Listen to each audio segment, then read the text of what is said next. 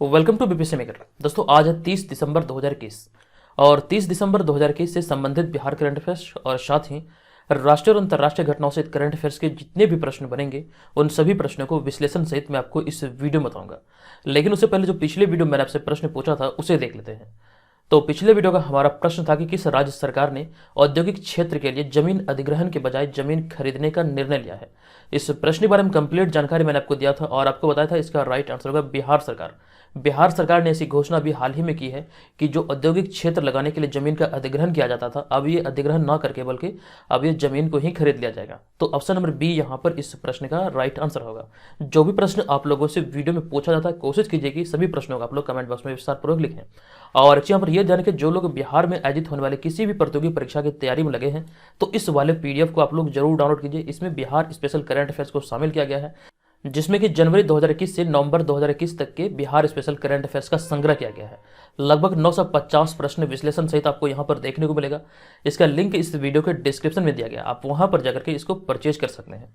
अब यहां पर हम चलते हैं पहले प्रश्न पे, लेकिन उससे पहले आपको बता दूं कि एक जो ऑफर लाया गया था क्रिसमस और नए साल को देखते हुए, तो आप लोग भी इसका भरपूर लाभ उठा के बीपीएससी मेकर ऐप पर हमारे कोर्स को ज्वाइन कर सकते हैं और साथ साथ यहाँ से जो ऑनलाइन टेस्ट सीरीज चल रहा है इसे ज्वाइन करके आप यहाँ पर डेली एक टेस्ट सीरीज में भाग लेकर के अपनी तैयारी का सही तरीके से आंकलन कर सकते हैं।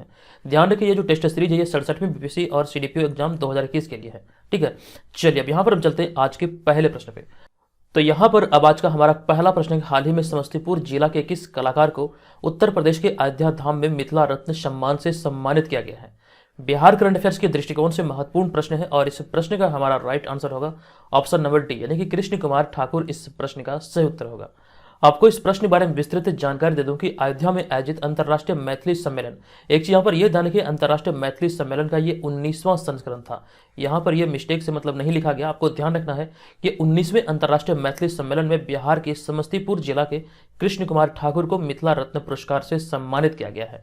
ये आपको ध्यान रखना है और न उन्हें यह पुरस्कार संगीत व कला के क्षेत्र में दिया गया है। ये चीज़ें यहाँ से ध्यान रखिए। और एक वीडियो हम जल्द ही तैयार कर रहे हैं, जल्द ही चैनल पे आएगा, जिसमें हमने वहाँ पर 2021 में वर्ष 2021 में जितने भी बिहारियों को जो सम्मान दिया गया है, चाहे वो राष्ट्रीय अंतर्राष्ट्रीय किसी भी स्तर का हो, तो समग्र चीज़ों को मतलब ध्यान रखते हुए हमने एक वीडियो तैयार किया, वो जल्द ही चैनल पे अपलोड होगा, तो आप लोग उसे देखना ना भूलिएगा। वो वीडियो बहुत ही आपके लिए इंपॉर्टेंट होगा। जितने भी बिहार या फिर बिहार से संबंधित लोगों की सूची है जो कि सम्मानित हुए हैं 2021 में, तो उनका संग्रह हमने उस वीडियो में किया है।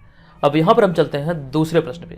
हमारा दूसरा प्रश्न है कि हाल ही में बिहार में नल जल योजना में गड़बड़ी की शिकायत करने के लिए विभाग द्वारा कौन सा पोर्टल लॉन्च किया गया है।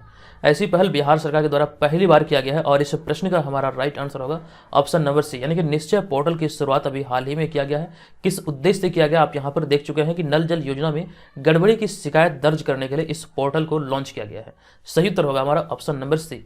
आपको इस प्रश्न के बारे में विस्तृत जानकारी दे दूं कि हर घर नल का जल योजना बिहार सरकार की अति महत्वाकांक्षी 7 निश्चय योजना भाग 1 या फिर पार्ट 1 का ही अहम हिस्सा है और इस योजना के तहत हर घर साफ पानी पहुंचाने के उद्देश्य से काम किया जा रहा है। और कई बार इस योजना के क्रियान्वयन में लापरवाही सामने आती है, तो ऐसे में इन लापरवाही को सुधारने के लिए पंचायती राज विभाग ने ई निश्चय पोर्टल लॉन्च किया है। तो ऐसे में यहाँ पर आपको ध्यान रखना है सी नंबर इसका राइट आंसर होगा। हमने नेक्स्ट पॉइंट में लिखा है कि इसमें नल जल योजना संबंधित अपनी शिकायतें ऑनलाइन दर्ज किया जा सकता है। इसी उद्देश्य के साथ ऐसी कह सकते हैं पंचायती राज विभाग के द्वारा इस पोर्टल को लॉन्च किया गया है। यहाँ से प्रश्न आपके एग्जाम में बन सकते हैं कि निश्चय पोर्टल की शुरुआत किस मतलब विभाग के द्वारा शुरू किया गया है या फिर लॉन्च किया गया है। देखिए करंट अफेयर्स के तहत आप लोग जो चीज़ें पढ़ते हैं अगर आप इसे बार बार सुनते हैं तो आपको ये लंबे समय तक के लिए याद होता है। बहुत लोग यहाँ पर ऐसे होंगे कमेंट करेंगे कि सर आप एक ही चीज़ को बार बार रिपीट करते हैं, इससे वीडियो लंबा होता है। तो ऐसे चीज़ों से आपको बचना है। करंट अफेयर्स के तहत आपको देखिए 24 घंटे में आधा घंटा आप करंट को जरूर समय दीजिए। करंट का जो सेक्शन होता है बीपीएससी के दृष्टिकोण से बहुत बड़ा सेक्शन होता है। यहाँ से आपके प्री एग्जाम में लगभग 40 प्रश्न पूछे गए हैं या फिर पूछे जाते हैं। इस चीज़ का ध्यान रखें, इसे आप छोटा कभी मत समझिए, ये आपका बहुत बड़ा पोर्शन को कवर करता है। चलिए अब यहाँ पर आ चुके हैं तीसरे प्रश्न पे। हमारा तीसरा प्रश्न है कि हाल ही में नीतीश कुमार की पार्टी जनता दल यूनाइटेड अर्थात जेडीयू के किस राज्यसभा सदस्य का हाल ही में निधन हो गया है। इस प्रश्न का हमारा राइट आंसर होगा ऑप्शन नंबर बी, यानी कि महेंद्र प्रसाद इसका सही उत्तर होगा। आप जो यहाँ पर इस इमेज में देख रहे हैं यही है महेंद्र प्रसाद। आपको इस प्रश्न के बारे में विस्तृत जानकारी दे दूं कि हाल ही में मुख्यमंत्री नीतीश कुमार की पार्टी जनता दल यूनाइटेड अर्थात जदयू के राज्यसभा सदस्य महेंद्र प्रसाद का निधन हो गया है। हमने यहाँ पे नेक्स्ट पॉइंट में इनके बारे में लिखा कि महेंद्र प्रसाद का जन्म 1940 में जहानाबाद में हुआ था और वे पहली बार साल 1980 में लोकसभा के लिए चुने गए थे और फिर 1985 में राज्यसभा सदस्य बने थे और 3 दशक से भी ज्यादा समय से वे सांसद रहे थे। तो ये भी आपको ध्यान रखना है। लेकिन यहाँ पर एक पॉइंट जो याद रखने लायक है, आपको ध्यान रखना, दरअसल सबसे पहले वे कांग्रेस की तरफ से पार्लियामेंट पहुंचे थे, किंतु बाद में वे जनता दल यूनाइटेड से यानी कि जदयू से जुड़ गए। तो ये भी आपको यहाँ से ध्यान रखना है। चलिए अब चलते हैं हम अगले चौथे प्रश्न पे। हमारा चौथा प्रश्न है, हाल ही में किस देश ने खनिजों का पता लगाने के लिए एक कैमरा उपग्रह लॉन्च किया है? ये बहुत अभी चर्चे में है, आपके प्रश्न यहाँ पर एग्जाम में बन सकते हैं। तो ऐसी जो लगा सकते हैं, उपग्रह को जो लॉन्च किया गया चीन सरकार के द्वारा लॉन्च किया गया है। ऑप्शन नंबर बी यहाँ पर इस प्रश्न का राइट आंसर होगा। आपको इस प्रश्न के बारे में बता दूं कि हाल ही में चीन ने कैमरे के साथ एक नया उपग्रह लॉन्च किया है जो कि खनिजों का पता लगाने में सक्षम है और इसी उद्देश्य के साथ चीन सरकार के द्वारा भी हाल ही में इस उपग्रह को लॉन्च किया गया है। अब यहाँ पे अगर हम इस उपग्रह में लगे कैमरे की बात करें तो यह कैमरा 5 मीटर रेजोल्यूशन के साथ भूमि की तस्वीर ले सकता है और साथ साथ यहाँ से इस उपग्रह का भी नाम आप याद रखिए, इसको जियोन 102A या फिर 5 मीटर ऑप्टिकल उपग्रह 02 नाम दिया गया है। ये ध्यान रखिए, इसका नाम है जियोन 102A, ये इसे नाम दिया गया है और इस उपग्रह को चीन के स्वाक्सी प्रांत में ताइयुआन सैटेलाइट लॉन्च सेंटर से एक लॉन्ग मार्च 4C रॉकेट द्वारा लॉन्च किया गया। तो ये भी आपको ध्यान रखना है, इसे कहाँ से लॉन्च किया गया और इस उपग्रह का नाम क्या है, इसकी विशेषता क्या है, इसका उद्देश्य क्या है। इस तरह के प्रश्न आपके एग्जाम में बन सकते हैं। हालांकि यहाँ पे प्रश्न एक ही है, लेकिन यहाँ पे आपके कितने सारे पॉइंट बने हैं। तो जितने भी हमारे डिटेल वीडियो होते हैं करंट अफेयर्स के डेली सीरीज में, आप लोग इसका नोट जरूर तैयार कीजिए। नोट अगर तैयार नहीं कर सकते हैं तो बीपीएससी मेकर ऐप के थ्रू आप लोग इसका डेली बेसिस पे नोट प्राप्त करके चीज़ों को बेहतर तरीके से तैयार कर सकते हैं और अभी जो ऑफर है उसका भी आप लोग लाभ उठा के इसमें ज्वाइन कर सकते हैं। अब यहाँ पर बात चुके हैं 5वें प्रश्न पे। हमारा 5वां प्रश्न है, हाल ही में प्रधानमंत्री नरेंद्र मोदी ने किस राज्य में पनबिजली प्रोजेक्ट का शिलान्यास किया है? इस प्रश्न का हमारा राइट आंसर होगा option number A, Himachal Pradesh में अभी हाल ही में प्रधानमंत्री नरेंद्र मोदी के द्वारा ये पनबिजली प्रोजेक्ट का शिलान्यास किया गया है। इस प्रश्न के बारे में आपको बता दूं कि प्रधानमंत्री नरेंद्र मोदी ने 27 दिसंबर 2021 को हिमाचल प्रदेश के मंडी का दौरा किया और वहां पर 11,000 करोड़ रुपए से अधिक की लागत वाली पनबिजली परियोजना का उद्घाटन और शिलान्यास किया है। अब यहाँ पर साथ ही साथ हम नेक्स्ट पॉइंट की बात करें तो प्रधानमंत्री नरेंद्र मोदी ने मंडी से सिरमौर जिले के गिरी नदी पर लगभग 7,000 करोड़ रुपए की लागत से निर्मित होने वाली रेणुका जी बांध परियोजना की आधारशिला रखी है।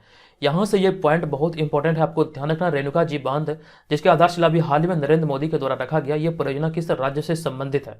इसका आपको ध्यान रखना, हिमाचल प्रदेश से संबंधित है और ये 7,000 करोड़ रुपए की लागत से निर्मित होगा और ये गिरी नदी पर ये कह सकते हैं परियोजना है। तो ये तमाम चीजें यहाँ से ध्यान रखना है। हमने नेक्स्ट पॉइंट में यहाँ पे यह लिखा कि यह 40 मेगावाट की परियोजना करीब 7,000 करोड़ रुपए की लागत से बनेगी। यानी कहने का तात्पर्य यहाँ पर यह कि इस परियोजना से 40 मेगावाट बिजली का उत्पादन होगा। चलिए अब यहाँ पर हम चलते हैं अगले छठे प्रश्न पे। हमारा छठा प्रश्न है, हाल ही में आई संयुक्त राष्ट्र की एक रिपोर्ट के अनुसार कहाँ बाल सैनिकों की संख्या सबसे अधिक पाई गई है? ये रिपोर्ट अभी हाल ही में आई थी संयुक्त राष्ट्र की और इस रिपोर्ट के अनुसार अगर हम बात करें तो इसका राइट आंसर होगा पश्चिम अफ्रीका। पश्चिम अफ्रीका में बाल सैनिकों की संख्या सर्वाधिक पाई गई है। इस रिपोर्ट में ये सारी बातें कही गई हैं।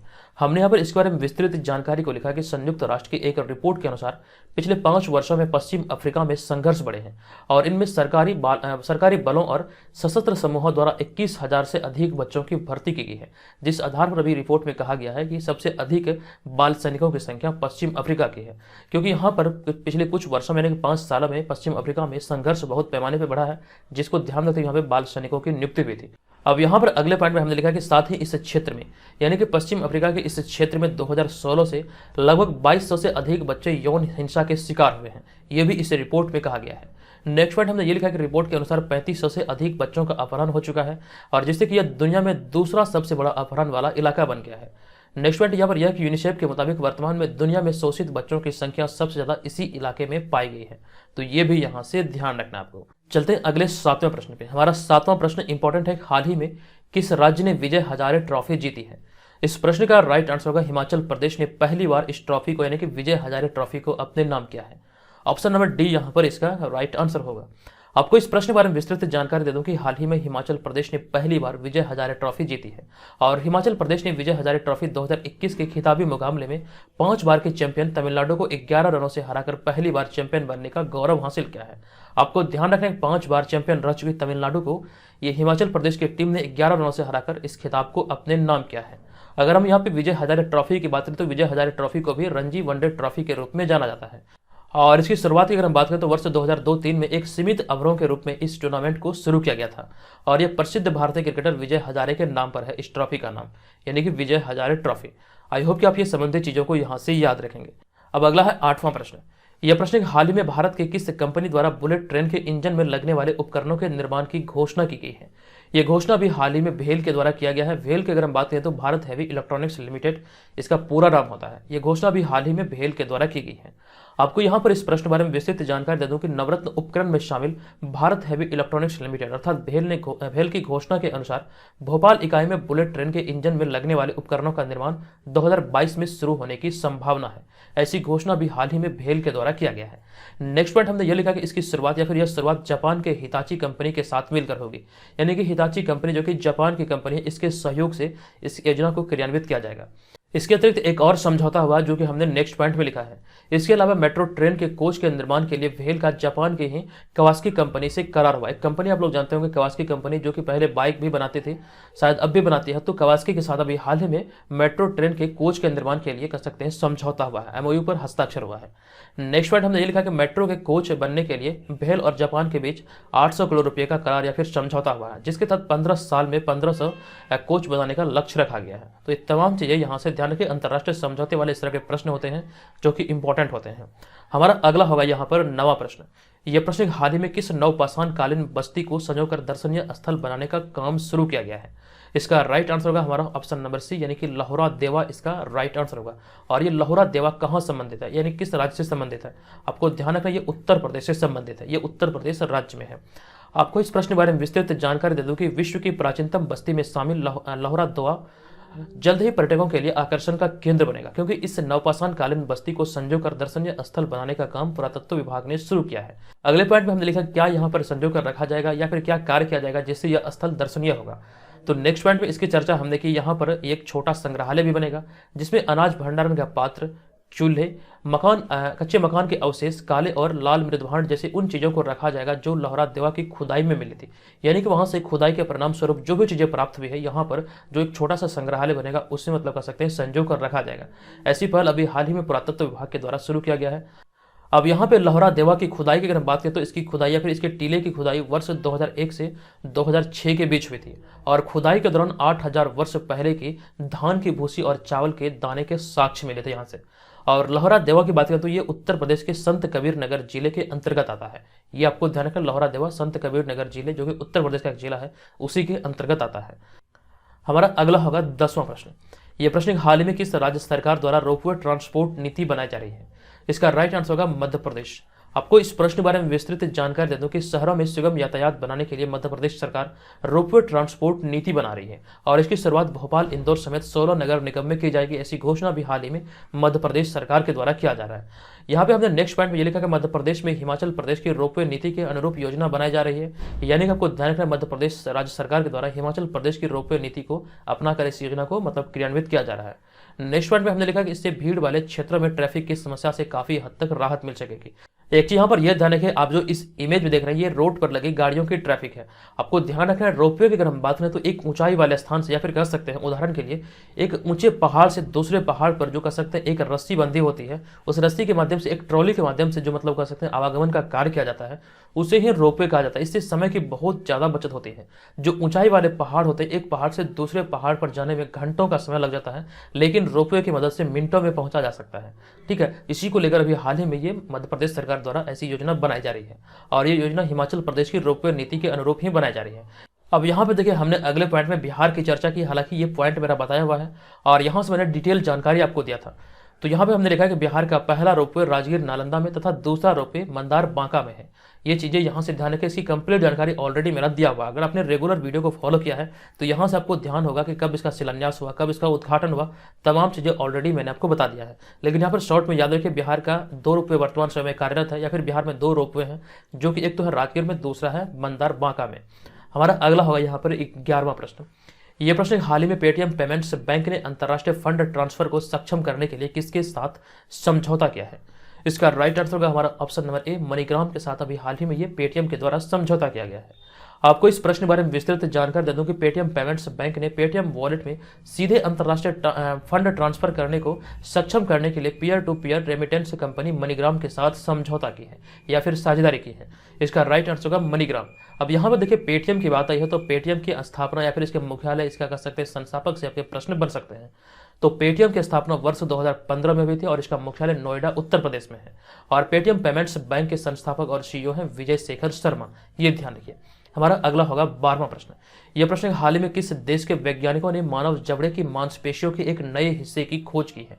यह खोज अभी हाल ही में चर्चे का विषय बना हुआ, तो यहाँ से आपको ध्यान रखना है ये स्विट्जरलैंड के वैज्ञानिकों ने ऐसे मतलब खोज की है, लेकिन किसी भी विकल्प में हमारा स्विट्जरलैंड नहीं है, तो इस आधार पर यहाँ हम ऑप्शन नंबर ई को पिक करेंगे। उनमें से कोई नहीं इसका राइट आंसर होगा। हमने यहाँ पे लिखा हाल ही में स्विट्जरलैंड के बेसल विश्वविद्यालय के वैज्ञानिकों ने मानव जबड़े की मांसपेशियों के एक नए हिस्से की खोज की है।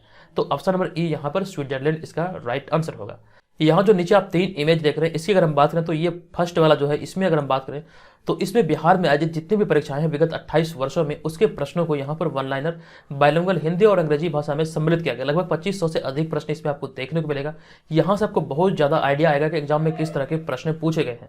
यहाँ पर आपको हर तरह के प्रश्न देखने को मिलेगा, तो आप लोग इसको मतलब डाउनलोड करके यहाँ पर इसका मतलब भरपूर लाभ उठा सकते हैं।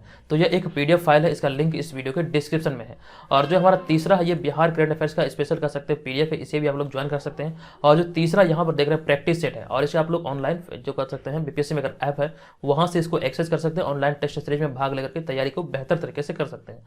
अगर आपके मन में कोई डाउट हो, कोई शिकायत हो, कोई समाधान चाहिए, तो बीपीएससी मेकर का जो ऑफिशियल जो व्हाट्सअप नंबर है उस पर आप लोग संपर्क कर सकते हैं। चलिए अब यहाँ पर चलते हैं आज के हम इस वीडियो के प्रश्न की ओर। आज के इस वीडियो का हमारा प्रश्न होगा कि बिहार के किस जिले में हाल ही में 29वीं पुष्प प्रदर्शनी का उद्घाटन हुआ है। कंप्लीट जानकारी मैंने आपको दिया था, बताइए इस प्रश्न का राइट आंसर क्या होगा। एक चीज ध्यान रखिए, जो भी प्रश्न आप लोगों से पूछा जाता है वीडियो के कमेंट बॉक्स में उसे विस्तार पूर्वक लिखें। तो दोस्तों आज के इस वीडियो में इतना ही, मिलेंगे नेक्स्ट वीडियो में, तब तक के लिए धन्यवाद। जय हिंद।